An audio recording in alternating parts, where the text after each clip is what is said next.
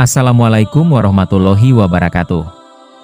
Sebelum masuk ke pembahasan video kami, bantu support channel kami dengan like, subscribe, dan nyalakan lonceng notifikasinya. Sifat kesombongan. Kesombongan adalah anak kandung ujub. Oleh karena itu, kami membahasnya sesudah ujub, sebab kesombongan sebagaimana didefinisikan Rasulullah Shallallahu Alaihi Wasallam adalah melecehkan orang dan menolak kebenaran.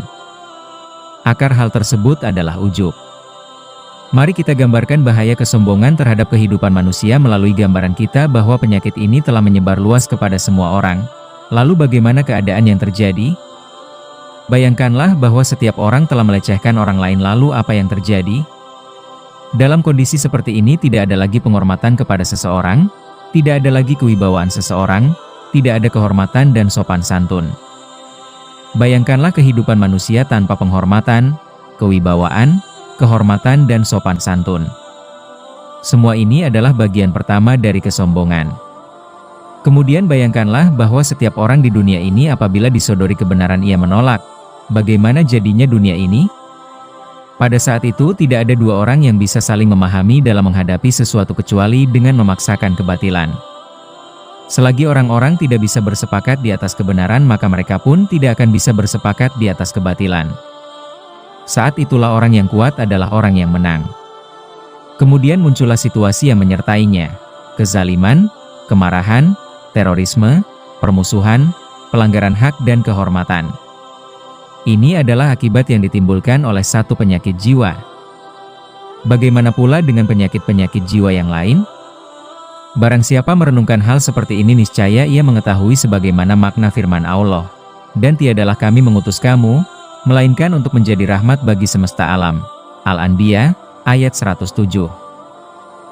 Ia juga akan mengetahui rahmat Allah ketika mengutus para rasul yang bertugas mensucikan jiwa mereka, mengetahui urgensi tazkiyah dalam kehidupan manusia secara umum dan kehidupan Islam secara khusus, mengetahui betapa para da'i ilallah wajib memiliki ilmu tazkiyah sebagai jalan yang mutlak diperlukan untuk mewujudkan jamaah dan masyarakat yang syolih. Itulah mukodimah yang paling kuat untuk segala sesuatu. Tanpa ilmu tazkiyah tidak akan mencapai sasaran duniawi ataupun ukhrawi. Berikut ini adalah penjelasan Al-Imam Al-Ghazali tentang kesombongan, hakikat kesombongan dan keburukannya. Ketahuilah bahwa kesombongan terbagi kepada batin dan zahir. Kesombongan batin adalah perangai dalam jiwa, sedangkan kesombongan zahir adalah amal-amal perbuatan yang lahir dari anggota badan.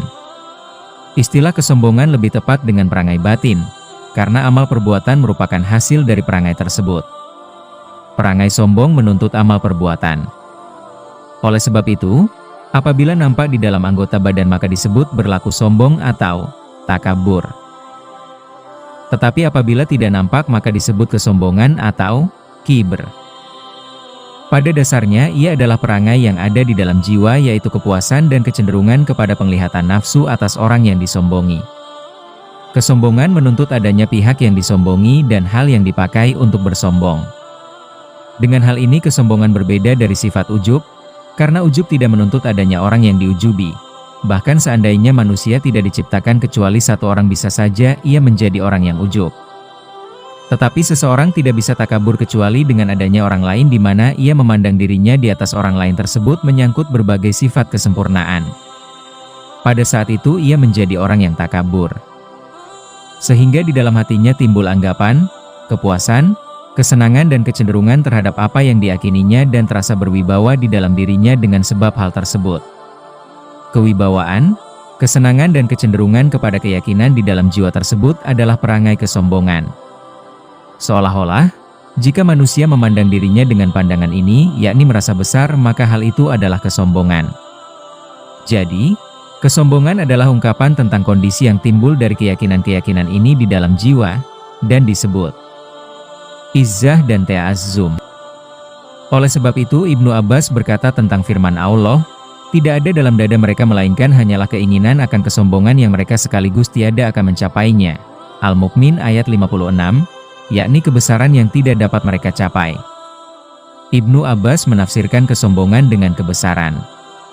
Kemudian kewibawaan ini menuntut perbuatan secara zahir dan batin sebagai buahnya dan dinamakan takabur.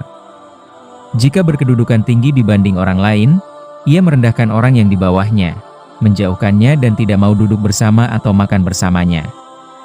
Jika kesombongannya semakin besar, ia merasa berhak dihormati dengan berdiri di hadapannya. Jika kesombongannya lebih besar lagi, ia tidak mau menerima pelayanannya dan menjadikannya tidak berhak berdiri di hadapannya. Jika kesombongannya kurang dari itu, ia enggan disejajarkan, harus didahulukan bila berjalan bersama-sama di jalanan yang sempit, dan didudukan di tempat yang lebih tinggi. Di berbagai acara, ia akan menunggu orang lain memulai mengucapkan salam, dan segala kebutuhannya harus ditunaikan. Jika berdiskusi ia tidak mau ditolak dan jika dinasihati ia tidak mau menerima. Jika menyampaikan nasihat ia menyampaikannya dengan keras. Jika ucapannya dibantah ia marah, jika mengajar ia tidak pernah mengasihani para murid bahkan menghardik mereka dan memperbudak mereka. Ia melihat orang awam seperti keledai, merendahkan dan melecehkan mereka. Perbuatan yang timbul dari kesombongan ini sangat banyak hingga tidak bisa dihitung dan tidak perlu dihitung karena sudah populer. Itulah kesombongan. Keburukannya sangat banyak, dan tantangannya juga berat. Dalam kesombongan ini orang-orang khusus binasa karenanya, dan sedikit sekali hambanya yang terhindar darinya, tak terkecuali orang-orang yang zuhud dari para ulama. Apalagi orang awam. Bagaimana tidak banyak keburukannya sedangkan Nabi Shallallahu Alaihi Wasallam telah bersabda di dalam hadits sahih. Tidak akan masuk surga orang yang di dalam hatinya ada kesombongan sebesar zarrah. Kesombongan menjadi penghalang masuk surga karena ia menghalangi seorang hamba dari semua akhlak yang seharusnya disandang oleh orang mukmin. Sedangkan akhlak-akhlak itu merupakan pintu-pintu surga, dan kesombongan merupakan penutup pintu-pintunya. Sebab, seseorang tidak bisa mencintai kaum mukmin sebagaimana ia mencintai diri sendiri bila di dalam hatinya masih ada kepongahan. Tidak bisa menjaga kejujuran terus-menerus bila di dalam dirinya masih ada kecongkakan. Tidak bisa meninggalkan amarah bila di dalam dirinya masih ada kesombongan. Tidak bisa menelan kemarahan bila di dalam dirinya masih ada kecongkakan. Tidak bisa menerima nasihat bila di dalam dirinya masih ada kesombongan. Tidak bisa terbebas dari melecehkan orang lain dan menggunjing mereka bila di dalam dirinya masih ada keangkuhan. Dan masih banyak lagi yang lainnya. Menurut pengakuannya, ia terpaksa melakukan akhlak yang tercela demi untuk menjaga kewibawaannya. Dan ia tidak mampu melakukan akhlak yang terpuji karena takut kehilangan kewibawaannya. Orang yang di dalam hatinya ada perangai ini seberat zarrah maka ia tidak akan masuk surga. Akhlak yang tercela itu saling berkaitan, sebagaimana pasti mengajak kepada sebagian yang lain. Seburuk-buruk kesombongan ialah kesombongan yang menghalangi dari mendapatkan manfaat ilmu, menerima kebenaran, dan mengikuti kebenaran. Terdapat sejumlah ayat yang mencela kesombongan dan orang-orang yang sombong. Allah berfirman, para malaikat memukul dengan tangannya, seraya berkata, keluarkanlah nyawamu. Di hari ini kamu dibalas dengan siksaan yang sangat menghinakan, karena kamu selalu menolak tauhid Allah atau perkataan yang tidak benar dan karena kamu selalu menyombongkan diri terhadap ayat-ayatnya. Al-An'am ayat 93. Kemudian Allah berfirman, masuklah pintu-pintu neraka jahanam itu, sedang kamu kekal di dalamnya. Maka neraka jahanam itulah seburuk-buruk tempat bagi orang-orang yang menyombongkan diri. Az-Zumar ayat 72. Kemudian Allah memberitahukan bahwa penduduk neraka yang paling keras siksanya ialah orang yang paling durhaka kepada Allah. Kemudian pasti kami tarik dari tiap-tiap golongan siapa di antara mereka yang sangat durhaka kepada Tuhan yang Maha Pemurah. Maryam ayat 69. Maka orang-orang yang tidak beriman kepada akhirat, hati mereka mengingkari keesaan Allah, sementara mereka sendiri adalah orang-orang yang sombong. An-Nahl ayat 22, orang-orang yang dianggap lemah berkata kepada orang-orang yang menyombongkan diri, kalau tidaklah karena kamu tentulah kami menjadi orang-orang yang beriman. Surat Saba ayat 31. Aku akan memalingkan orang-orang yang menyombongkan dirinya di muka bumi tanpa alasan yang benar dari tanda-tanda kekuasaanku. Al-A'raf ayat 146, di dalam tafsir dikatakan, yakni aku akan memalingkan kefahaman Al-Quran dari hati mereka. Di dalam sebagian tafsir disebutkan, aku akan menutupi hati mereka dari malakut. Ibnu Jurai berkata, yakni aku akan memalingkan mereka sehingga tidak dapat merenungkannya dan mengambil pelajarannya. Oleh karena itu, Rasulullah Shallallahu Alaihi Wasallam menyebutkan penolakan kebenaran dalam definisi kesombongan. orang yang menolak kebenaran dan melecehkan orang. Pihak yang disombongi dan beberapa tingkat kesombongan. Ketahuilah bahwa pihak yang disombongi adalah Allah, para rasulnya atau seluruh makhluk. Allah menciptakan manusia dengan kecenderungan suka berbuat zalim dan bodoh. Kadang-kadang menyombongkan diri pada makhluk dan kadang-kadang kepada penciptanya. Jadi, kesombongan bila dilihat dari sisi pihak yang disombongkan ada tiga. Pertama, sombong kepada Allah. Ini merupakan bentuk kesombongan yang paling keji. Penyebabnya adalah kebodohan dan pembangkangan, seperti kesombongan Namrud atau kisah tentang sekelompok orang-orang bodoh, bahkan setiap orang yang mengaku Tuhan seperti Fir'aun dan lainnya yang karena kesombongannya ia mengatakan, "Aku adalah Tuhanmu yang tertinggi." Ia menolak menjadi hamba Allah. Oleh karena itu, Allah berfirman, "Sesungguhnya orang-orang yang menyombongkan diri tidak mau beribadah kepadaku, mereka akan masuk neraka jahanam dengan hina dina." Surat Fathir ayat 60. Al-Masih sekali-kali tidak enggan menjadi hamba Allah, dan tidak pula enggan malaikat-malaikat yang terdekat kepada Allah. An-Nisa ayat 172. Dan apabila dikatakan kepada mereka, "Sujudlah kamu sekalian kepada yang Maha Penyayang," mereka menjawab, "Siapakah yang Maha Penyayang itu? Apakah kami akan sujud kepada Tuhan yang kamu perintahkan kami bersujud kepadanya?" Dan perintah sujud itu menambah mereka jauh dari iman. Al-Furqan ayat 60. Kedua, sombong kepada para rasul, dengan keengganan jiwa untuk mematuhi manusia seperti mereka. Kadang-kadang hal itu memalingkan pikiran dan ketajaman hati sehingga dia tetap berada dalam kegelapan kebodohan akibat kesombongannya lalu enggan untuk mematuhi, tetapi dia mengira sebagai pihak yang benar.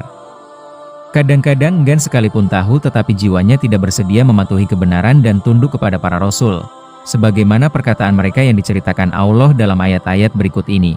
Apakah kami beriman kepada dua manusia seperti kami? Al-Mukminun ayat 47. Kamu tidak lain hanyalah manusia seperti kami. Surat Yasin ayat 15. Dan sesungguhnya jika kamu sekalian mentaati manusia yang seperti kamu, niscaya bila demikian, kamu benar-benar menjadi orang-orang yang merugi. Al-Mukminun ayat 34. Berkatalah orang-orang yang tidak menanti-nanti pertemuan dengan kami, mengapakah tidak diturunkan kepada kita malaikat atau mengapa kita tidak melihat Tuhan kita? Sesungguhnya mereka memandang besar tentang diri mereka dan mereka benar-benar telah melampaui batas dalam melakukan kezaliman.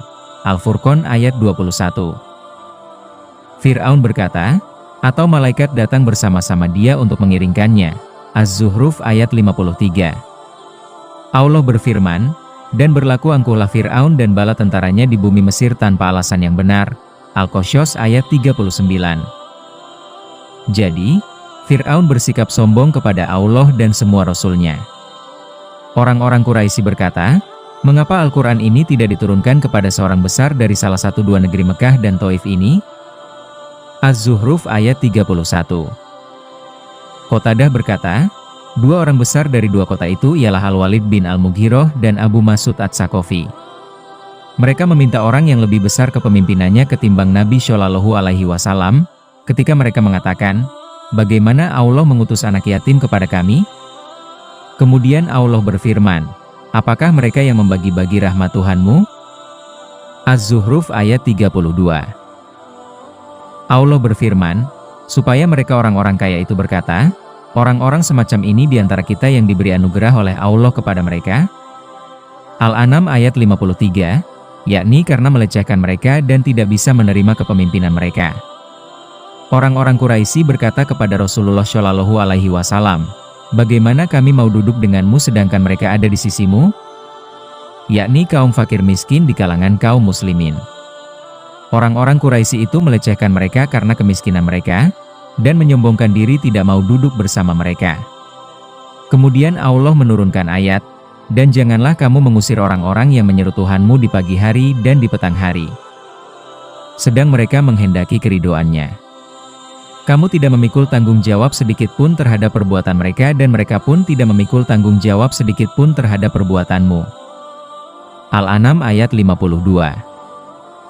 Dan bersabarlah kamu bersama-sama dengan orang-orang yang menyeru Tuhanmu di pagi hari dan di senja dengan mengharap keridhoannya, dan janganlah kedua matamu berpaling dari mereka, karena mengharapkan perhiasan kehidupan dunia ini. Al-Kahfi ayat 28. Kemudian Allah memberitahukan tentang keheranan mereka setelah masuk neraka jahanam. Karena mereka tidak melihat orang-orang yang dahulu dilecehkan, mereka berkata, "Mengapa kami tidak melihat orang-orang yang dahulu? Di dunia, kami anggap sebagai orang-orang yang jahat, hina." Surat Syot ayat 62. Sebagian ulama berkata, orang-orang hina yang mereka maksudkan adalah Ammar, Bilal, Syuhaib dan Mikdad radhiyallahu anhu. Di antara mereka ada yang tidak bisa berpikir dan mengetahui kebenaran karena kesombongan sehingga mereka tidak mengetahui Nabi Shallallahu Alaihi Wasallam sebagai pembawa kebenaran. Di antara mereka ada yang mengetahui kebenaran tetapi kesombongan telah menghalanginya dari mengakui kebenaran tersebut. Allah berfirman memberitahukan tentang mereka ini, maka setelah datang kepada mereka apa yang telah mereka ketahui, mereka lalu ingkar kepadanya. Al-Baqarah ayat 89. Dan mereka mengingkarinya karena kezaliman dan kesombongan. An-Naml ayat 14. Kesombongan yang kedua ini hampir sama dengan kesombongan kepada Allah, sekalipun di bawah tingkatan, tetapi merupakan kesombongan untuk menerima perintah Allah dan tunduk kepada Rasul-Nya Shallallahu Alaihi Wasallam.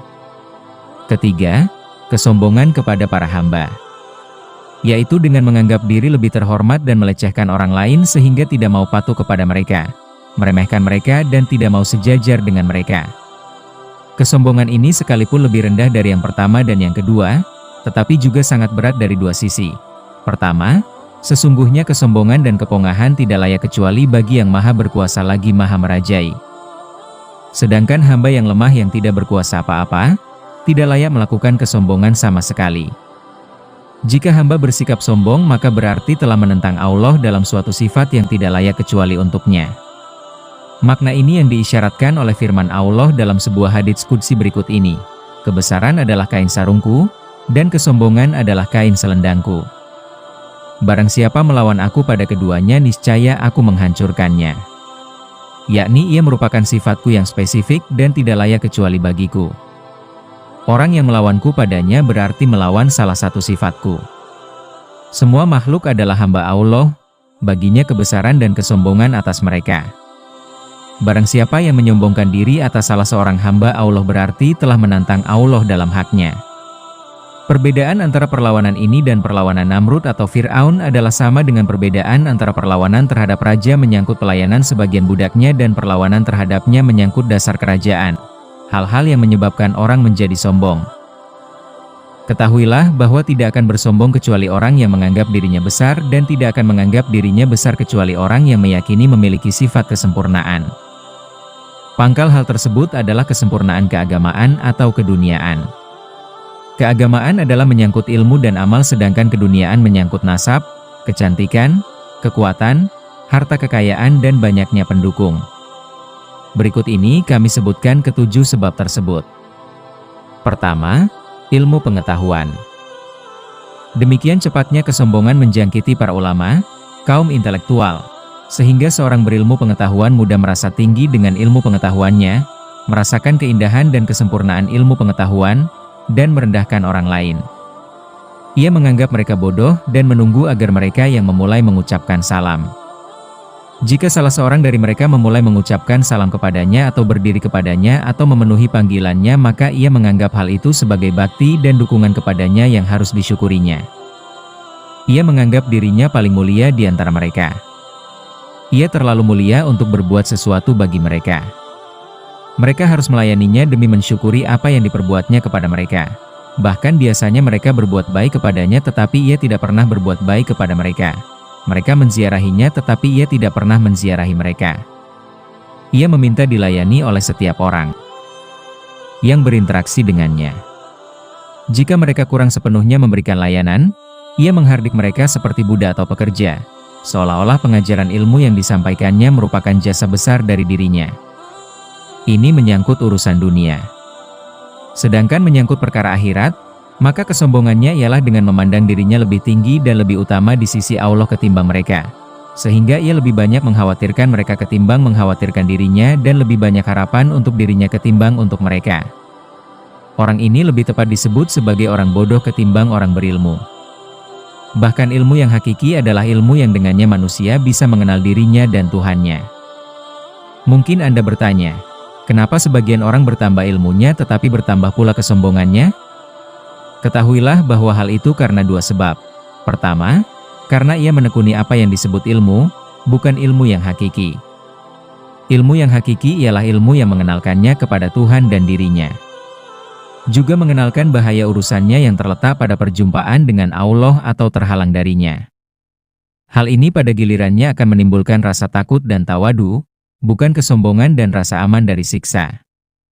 Allah berfirman, sesungguhnya yang takut kepada Allah di antara hamba-hambanya hanyalah ulama. Surat Fathir ayat 28. Kedua, karena ia menggeluti ilmu dengan batin yang kotor, jiwa yang buruk dan akhlak yang tidak baik. Ia tidak memperhatikan terlebih dahulu pensucian jiwanya dan pembersihan hatinya dengan berbagai macam mujahadah, juga tidak menempatkan jiwanya dalam ibadah kepada Tuhannya, sehingga batinnya tetap kotor. Jika ia menggeluti ilmu-ilmu apa saja maka ilmu itu berhadapan dengan ruang yang buruk di dalam hatinya sehingga hasilnya tidak pernah baik dan tidak nampak pengaruh kebaikannya. Kedua, amal dan ibadah. Orang-orang yang zuhud dan para ahli ibadah tidak terlepas pula dari nistanya kesombongan, kepongahan dan tindakan memikat hati manusia. Kesombongan itu menyelinap ke dalam diri mereka baik menyangkut urusan agama ataupun dunia. Dalam urusan dunia, ia memandang orang lain lebih patut untuk menziarahi dirinya ketimbang ia menziarahi orang lain. Ia mengharapkan orang lain memenuhi segala kebutuhannya, menghormatinya, melapangkan tempatnya di dalam berbagai acara, menyebut-nyebut kewaraan dan ketakwaannya, dan mengutamakannya ketimbang semua orang dalam berbagai pembagian hingga semua hal yang telah kami sebutkan pada hak para ulama, seolah-olah ia memandang ibadahnya sebagai karunia atas makhluk. Sedangkan dalam urusan agama, ia memandang binasa orang lain dan memandang dirinya selamat, padahal dengan pandangannya tersebut ia memastikan dirinya binasa. Nabi Shallallahu Alaihi Wasallam bersabda, apabila kamu mendengar orang mengatakan, orang-orang telah binasa, maka dialah orang yang paling binasa di antara mereka.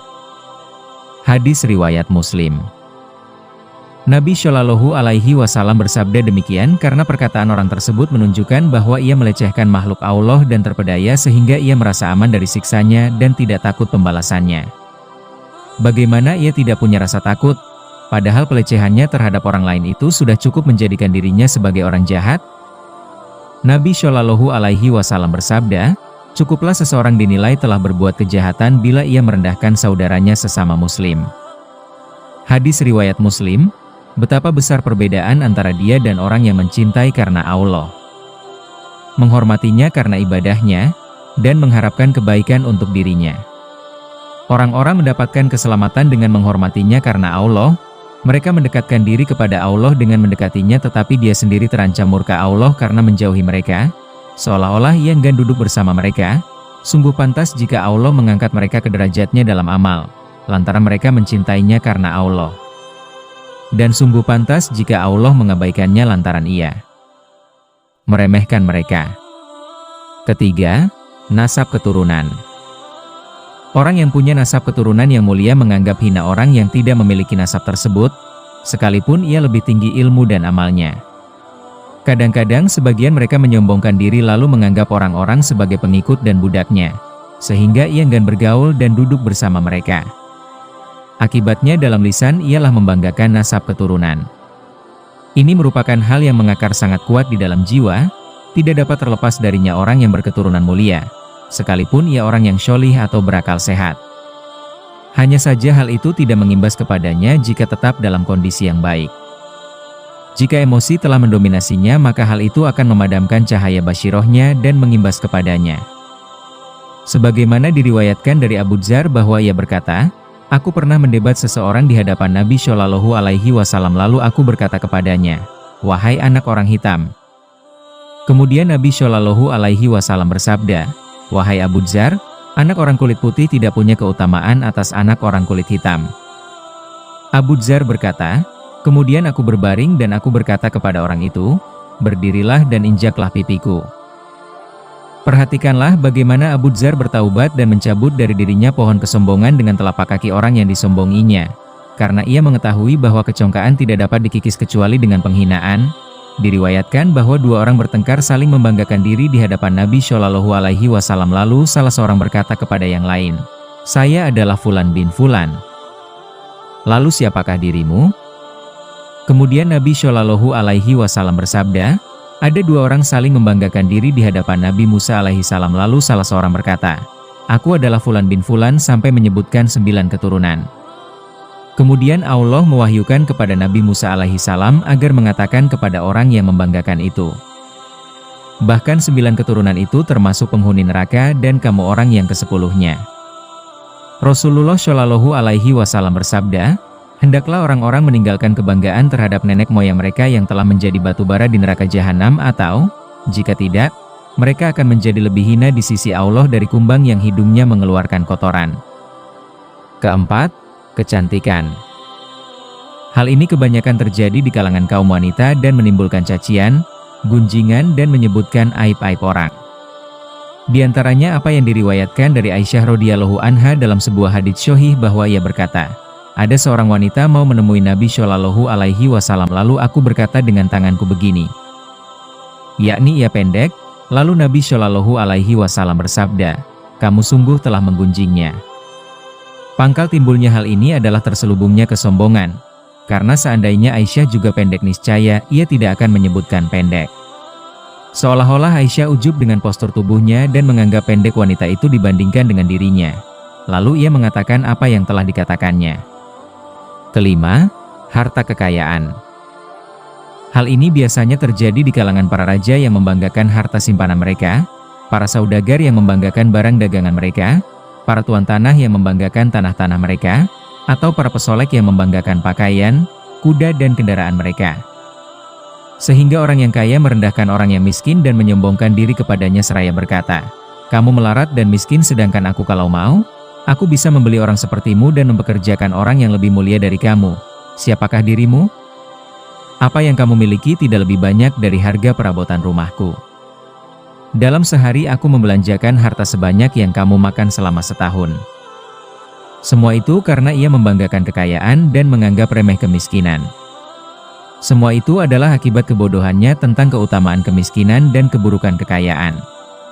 Kepada hal ini isyarat dalam firman Allah. Kemudian ia berkata kepada kawannya, yang mukmin, ketika ia bercakap-cakap dengan dia, "Hartaku lebih banyak daripada hartamu dan pengikut-pengikutku lebih kuat." Al-Kahfi ayat 34. Sehingga ia menjawabnya dengan mengatakan, "Jika kamu anggap aku lebih kurang daripada kamu dalam hal harta dan anak, maka mudah-mudahan Tuhanku akan memberi kepadaku kebun yang lebih baik dari kebunmu ini, dan mudah-mudahan Dia mengirimkan ketentuan, petir, dari langit kepada kebun-kebunmu, hingga kebun itu menjadi tanah yang licin, atau airnya menjadi surut ke dalam tanah, maka sekali-kali kamu tidak dapat menemukannya lagi." Al-Kahfi ayat 39-41. Demikianlah ia menyombongkan diri dengan harta dan anak. Kemudian Allah menjelaskan akibat perbuatannya itu dengan firman-Nya, "Aduhai, kiranya dulu aku tidak mempersekutukan seorang pun dengan Tuhanku." Al-Kahfi ayat 42. Termasuk ke dalam hal ini adalah kesombongan Qorun. Allah berfirman menceritakan kesombongannya, maka keluarlah Qorun kepada kaumnya dalam kemegahannya. Berkatalah orang-orang yang menghendaki kehidupan dunia, "Moga-moga kiranya kita mempunyai seperti apa yang telah diberikan kepada Qorun. Sesungguhnya ia benar-benar mempunyai keberuntungan yang besar." Al-Qasas ayat 79. Keenam, kekuatan dan keperkasaan. Hal ini dilakukan terhadap orang yang lemah. Ketujuh, pengikut, pendukung, murid, pembantu, keluarga, kerabat, dan anak. Hal ini terjadi di kalangan para raja yang bersaing memperbanyak tentara, dan di kalangan para ulama yang bersaing memperbanyak anggota jamaah. Secara umum, setiap nikmat dan yang bisa diyakini kesempurnaannya, sekalipun dalam dirinya tidak ada kesempurnaan, yang bisa dipakai untuk sombong, sampai orang banci pun menyombongkan diri kepada temannya dengan kelebihan pengetahuan dan kemampuannya dalam seni kebancian, karena ia menganggap hal itu sebagai kesempurnaan, lalu ia membanggakannya sekalipun perbuatannya itu tidak lain adalah kemesuman. Demikian pula orang yang fasik, terkadang ia membanggakan diri dengan banyaknya minum, dan banyaknya berbuat mesum dengan para wanita. Ia menyombongkan diri dengan perbuatan keji ini karena ia mengira bahwa hal itu merupakan kesempurnaan, sekalipun salah. Itulah hal-hal yang secara umum dipakai para hamba untuk menyombongkan diri di hadapan yang lain. Orang yang memiliki sesuatu dari hal tersebut menyombongkan diri atas orang yang tidak memilikinya atau atas orang yang memilikinya tetapi menurut anggapannya masih di bawah tingkatannya. Padahal di sisi Allah bisa jadi sejajar atau lebih tinggi. Seperti orang berilmu yang menyombongkan diri dengan ilmunya atas orang yang lebih banyak ilmunya ketimbang dirinya. Karena ia mengira dirinya lebih banyak memiliki ilmu dan lebih baik. Kita memohon pertolongan kepada Allah dengan kelembutan dan kasih sayangnya. Sesungguhnya Dia Maha Kuasa atas segala sesuatu. Akhlak orang-orang yang tawadu, dan berbagai pengaruh tawadu, dan kesombongan. Ketahuilah bahwa kesombongan nampak dalam berbagai perangai seseorang. Seperti keberpalingan di wajahnya, picingan di matanya, penundukan kepalanya, cara duduknya dengan bersila atau bersandar, atau dalam berbagai perkataannya sehingga nampak di dalam suara, intonasi dan cara pengungkapannya. Juga nampak dalam cara berjalannya, kebusungan dadanya, cara berdirinya, cara duduknya, gerak-gerak dan diamnya, caranya melakukan perbuatan dan dalam semua keadaan, perkataan dan perbuatannya. Di antara orang-orang yang sombong, ada yang menghimpun hal itu. Semua, ada pula yang menyombongkan diri dalam sebagian hal saja tetapi tawadu pada sebagian yang lain. Di antara bentuk-bentuk kesombongan ialah 1. Keinginan agar orang-orang berdiri kepadanya atau di hadapannya. Ali radhiyallahu anhu berkata, barang siapa ingin melihat seorang lelaki dari penghuni neraka maka hendaklah ia melihat seorang lelaki yang tengah duduk tetapi di hadapannya ada orang-orang yang berdiri di hadapannya. Anas radhiyallahu anhu berkata, tidak ada orang yang lebih mereka cintai ketimbang Rasulullah Shallallahu Alaihi Wasallam. Sekalipun demikian apabila melihatnya, mereka tidak berdiri kepadanya karena mereka tahu kebenciannya terhadap hal tersebut. 2. Keinginan agar ia tidak berjalan kecuali disertai orang lain atau diiringi di belakangnya. Abu Darda berkata, seorang hamba senantiasa bertambah jauh dari Allah selagi dia berjalan dengan diiringi di belakangnya. Orang-orang tidak bisa membedakan Abdurrahman bin Auf dari para budaknya karena ia tidak membedakan dirinya dari mereka dalam bentuk lahiriah. Orang-orang pernah berjalan di belakang Hasan al-Basri lalu ia melarang mereka seraya berkata, janganlah keinginan ini ada di dalam hati seorang hamba. 3. Tidak mau mengunjungi orang lain, sekalipun kunjungan itu memberikan kebaikan agama bagi orang lain tersebut. Perbuatan ini bertentangan dengan sikap tawadu. Diriwayatkan bahwa Sufyan Ats-Tsauri datang ke kota Romlah lalu Ibrahim bin Adham mengundangnya. Kemudian Sufyan Ats-Tsauri pun datang, lalu ditanyakan kepadanya, wahai Abu Ishaq, kamu mengundang orang seperti ini? Ia menjawab, aku ingin mengetahui bagaimana tawadunya. 4. Enggan jika ada orang yang duduk di dekatnya kecuali duduk di hadapannya. Ini juga bertentangan dengan sikap tawadu. Ibnu Wahab berkata, aku pernah duduk di samping Abdul Aziz bin Abu Rawad hingga pahanya menyentuh pahaku lalu aku menjauhkan diri darinya tetapi kemudian ia memegang pakaianku lalu menarikku seraya berkata, mengapa kamu memperlakukan aku seperti para tiran? Padahal aku tidak mengetahui seorang pun di antara kalian yang lebih jahat dariku. Abdullah bin Umar radhiyallahu anhu tidak pernah melarang makanannya untuk disentuh orang-orang yang berpenyakit kusta dan lepra bahkan ia mengajak mereka duduk di tempat hidangannya. 5. Tidak mau melakukan pekerjaan dengan tangannya di rumah. Ini juga bertentangan dengan sikap tawadu. Diriwayatkan bahwa Umar bin Abdul Aziz kedatangan seorang tamu di rumahnya pada malam hari. Ketika itu ia sedang menulis dan lampunya hampir padam. Lalu sang tamu bertanya, aku perbaiki lampu itu? Umar bin Abdul Aziz menjawab, menyuruh tamu adalah perbuatan yang tidak mulia. Tamu itu berkata, aku bangunkan pembantu. Umar bin Abdul Aziz berkata, ia baru saja tidur. Kemudian Umar bin Abdul Aziz berdiri mengisi minyak lampu. Menyaksikan hal ini, sang tamu bertanya, kamu sendiri yang melakukan wahai Amirul Mukminin? Umar bin Abdul Aziz menjawab, aku pergi dan kembali tetap saja Umar namanya, tak ada sesuatu pun yang berkurang dari diriku. Sebaik-baik orang adalah orang yang tawadu di sisi Allah. 6. Tidak mau mengambil barang kebutuhannya dan menentangnya ke rumah. Ini juga bertentangan dengan kebiasaan orang-orang yang tawadu. Rasulullah Shallallahu Alaihi Wasallam saja mau melakukannya. Ali radhiyallahu anhu berkata, kesempurnaan seseorang tidak akan berkurang hanya karena ia membawa sesuatu kepada keluarganya. Abu Ubaidah bin Al-Jarrah, ketika menjadi amir, biasa membawa bejana dari kayu ke tempat pemandian. Sabit bin Abu Malik berkata, aku melihat Abu Hurairah datang dari pasar membawa seikat kayu bakar padahal saat itu ia menjadi wakilnya Marwan. Lalu Abu Hurairah berkata, beri jalan untuk amir wahai Ibnu Abu Malik. Al-Ashbak bin Nabatah berkata, sepertinya aku melihat Umar radhiyallahu anhu menenteng daging di tangan kirinya dan susu di tangan kanannya. Berkeliling di pasar hingga masuk ke kemahnya. Sebagian mereka berkata, aku melihat Ali radhiyallahu anhu membeli daging dengan 1 dirham lalu ia membawanya di bungkusannya. Lalu aku berkata kepadanya, aku bawakan wahai Amirul Mukminin. Ali menjawab, tidak, bapak rumah tangga lebih berhak untuk membawanya. 7.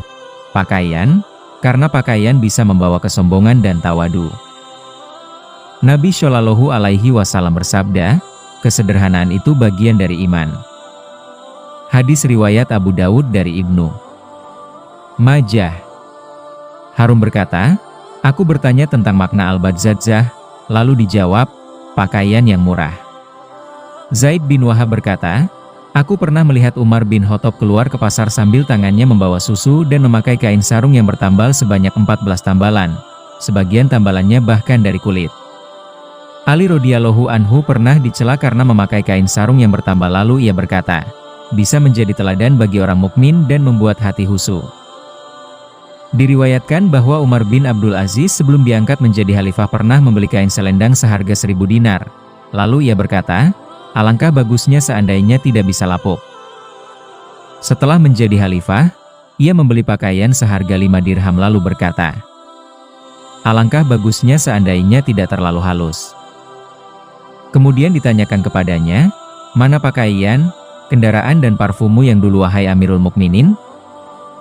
Ia menjawab, sesungguhnya aku punya jiwa yang selalu ingin mencicipi kenikmatan dan jika ia telah mencicipi satu tingkat kenikmatan dunia pasti merindukan tingkatan yang di atasnya.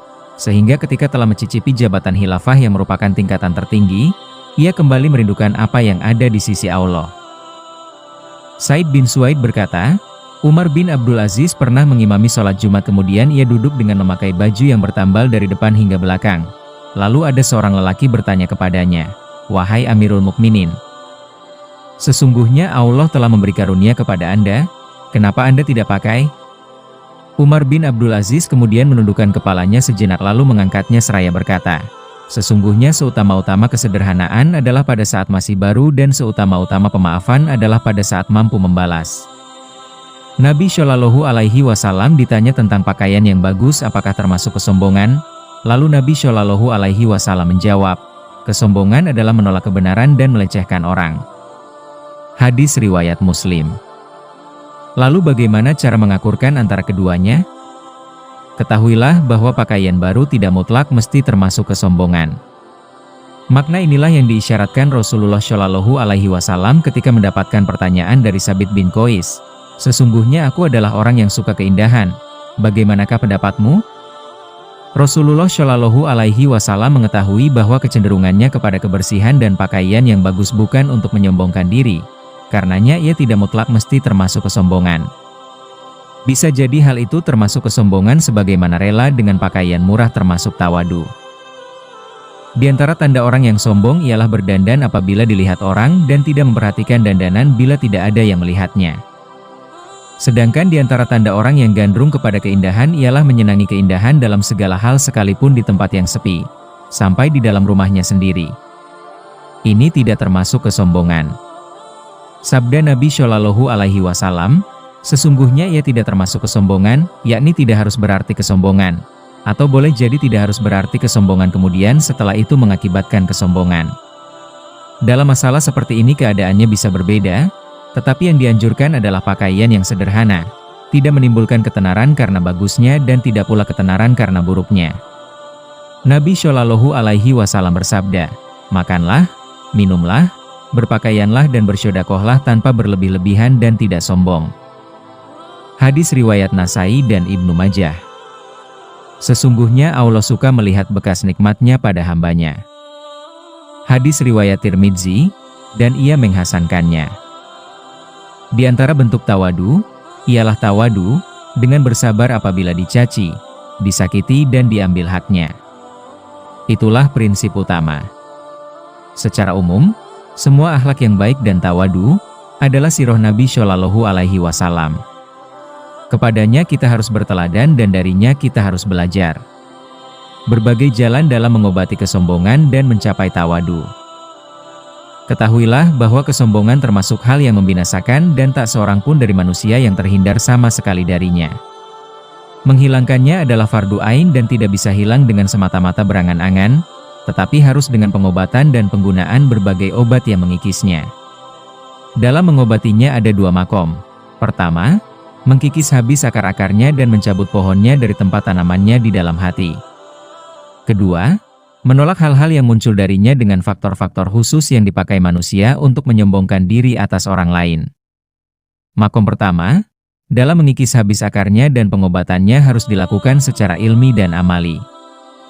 Tidak akan dapat dicapai kesembuhan kecuali dengan keduanya, ilaj ilmi dan amali. Ilaj ilmi ialah mengenal dirinya dan Tuhannya. Hal ini sudah cukup untuk menghilangkan kesombongan. Apabila ia telah mengenal dirinya secara benar, maka ia mengetahui bahwa dirinya lebih hina dari setiap yang hina dan lebih sedikit dari setiap yang sedikit. Tidak ada sikap yang layak bagi dirinya kecuali tawadu, merendahkan dan menghinakan diri di hadapan Allah. Apabila telah mengenal Tuhannya, maka ia akan mengetahui bahwa kesombongan dan kebesaran itu tidak layak kecuali bagi Allah. Ilaj amali ialah bersikap tawadu kepada Allah dengan amal perbuatan, dan kepada makhluk dengan senantiasa menjaga akhlak orang-orang yang tawadu, seperti halnya Rasulullah Shallallahu Alaihi Wasallam dan orang-orang yang syolih. Sehingga beliau Shallallahu Alaihi Wasallam biasa makan di atas tanah seraya berkata, "Aku hanyalah seorang hamba, aku makan seperti halnya hamba makan." Dikatakan kepada Salman, "Kenapa kamu tidak memakai pakaian baru?" Ia menjawab, "Aku hanyalah seorang hamba, apabila aku sudah merdeka di suatu hari maka aku akan memakai pakaian baru." Maksudnya kemerdekaan di akhirat. Tawadu tidak akan terwujudkan setelah pengetahuan kecuali dengan amal. Oleh sebab itu, orang-orang Arab yang menyombongkan diri kepada Allah dan Rasul-Nya diperintahkan semua untuk beriman dan sholat. Dikatakan bahwa sholat adalah tiang agama dan di dalam sholat terdapat berbagai rahasia yang menjadikannya layak sebagai tiang agama. Di antaranya adalah adanya tawadu, dengan berdiri tegak dan dengan ruku, dan sujud. Namun kadang-kadang jiwa tidak sepenuhnya tawadu, tetapi mendakwakan keterbebasan dari kesombongan pada hal dusta. Sehingga karenanya ia harus menyempurnakannya dengan amal dan menempa dengan amal perbuatan orang-orang yang tawadu, di momen-momen munculnya kesombongan dalam jiwa. Penjelasannya adalah hendaknya ia menguji jiwa dengan 5 pengujian. Imtihan, yang merupakan bukti pengungkapan apa yang ada di dalam batin. Imtihan pertama. Hendaklah ia mengkaji permasalahan dengan salah seorang temannya. Jika sesuatu kebenaran terungkap dari lisan temannya kemudian ia merasa berat untuk menerima, mematuhi, mengakui dan mensyukurinya atas peringatan, pemberitahuan dan pengungkapan kebenaran tersebut, maka hal itu menunjukkan bahwa di dalam dirinya ada kesombongan yang tertimbun sehingga ia harus takut kepada Allah karena adanya kesombongan tersebut dan berusaha untuk mengobatinya. Dari segi ilmu, dengan mengingatkan dirinya akan keburukan jiwanya dan bahaya hukumnya, bahwa kesombongan tidak layak kecuali bagi Allah. Sedangkan dari segi amal, dengan membebani dirinya melakukan apa yang membuatnya merasa berat untuk mengakui kebenaran tersebut. Menyibukkan lisannya dengan pujian dan sanjungan, mengakui bahwa dirinya lemah, dan mensyukurinya atas pemberitahuan yang telah disampaikan seraya berkata, "Betapa baik apa yang kamu cermati itu di mana sebelumnya aku mengabaikannya. Semoga Allah membalas kamu dengan kebaikan sebagaimana kamu telah mengingatkan aku." Hikmah kebijaksanaan adalah benda berharga milik orang mukmin yang hilang. Di mana saja ditemukan maka ia harus mensyukuri kepada orang yang telah menunjukkannya. Apabila ia senantiasa melakukan hal tersebut berulang-ulang dan terus-menerus maka hal itu akan menjadi tabiat dan akan hilang pula dari hatinya rasa berat untuk menerima kebenaran, bahkan ia akan senang menerimanya. Jika masih berkeberatan untuk memuji temannya atas kebaikan mereka maka berarti di dalam dirinya masih ada kesombongan. Jika hal itu tidak memberatkannya di dalam sepi tetapi berat di hadapan umum maka hal itu bukan kesombongan tetapi ria. Jika terasa berat dalam sepi dan di hadapan umum, maka ia adalah kesombongan dan ria, sekaligus. Membebaskan jiwa dari salah satunya tidak akan bermanfaat jika tidak terbebas dari yang kedua, ria.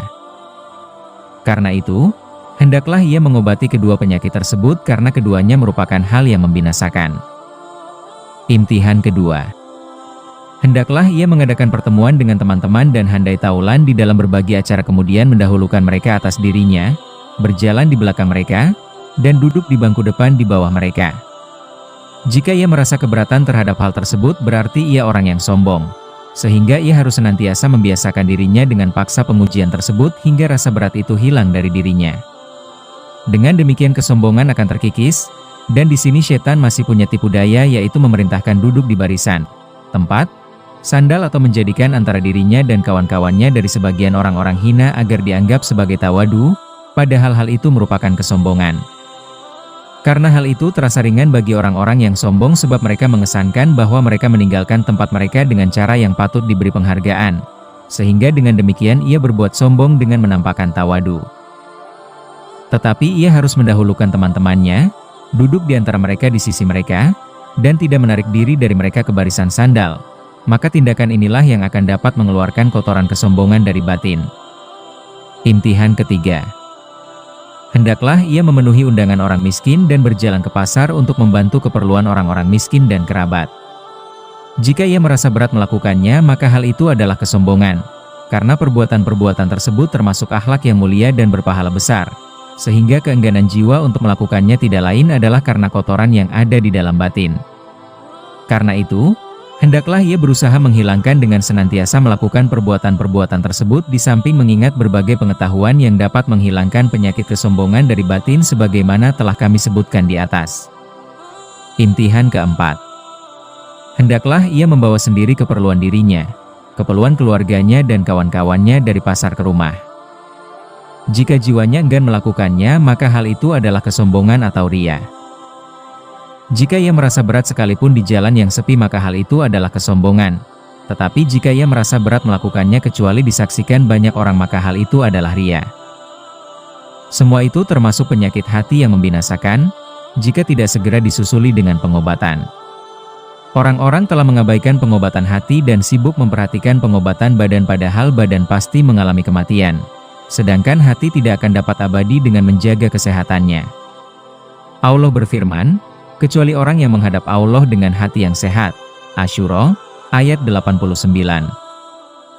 Diriwayatkan dari Abdullah dan Salam bahwa ia membawa sepikul kayu bakar lalu ditanyakan, "Wahai Abu Yusuf, kenapa kamu tidak menyuruh jiwaku? Apakah dia menolak hal itu?" Ia menjawab, "Ya, tetapi aku ingin menguji jiwaku apakah dia menolak hal itu." Ia belum puas dengan azamnya untuk meninggalkan kepongahan sebelum diujinya apakah benar atau dusta. Imtihan kelima. Hendaklah ia memakai pakaian yang jelek, murahan dan kasar, karena keengganan jiwa terhadapnya di hadapan umum merupakan ria, dan di tempat sepi merupakan kesombongan. Umar bin Abdul Aziz radhiyallahu anhu punya pakaian kasar, yang biasa dipakai di malam hari. Diriwayatkan bahwa Abu Musa al-Asy'ari pernah diberitahukan bahwa sebagian orang tidak datang menghadiri sholat Jumat karena pakaian mereka, lalu ia memakai baju luaran atau abayah, dan mengimami orang-orang. Itulah beberapa tempat yang di dalamnya bertemu antara ria dan kesombongan. Jika berkaitan dengan halayak ramai maka ia adalah ria. Dan jika berkaitan dengan tempat yang sepi maka ia adalah kesombongan. Maka ketahuilah, karena orang yang tidak mengetahui keburukan tidak akan dapat menghindarinya, dan orang yang tidak mengetahui penyakit tidak akan berobat. Wallahu alam. Sumber, Kitab Ihya Ulumuddin, Hujatul Islam Al-Imam Al-Ghazali Rahimahullah. Wassalamualaikum warahmatullahi wabarakatuh.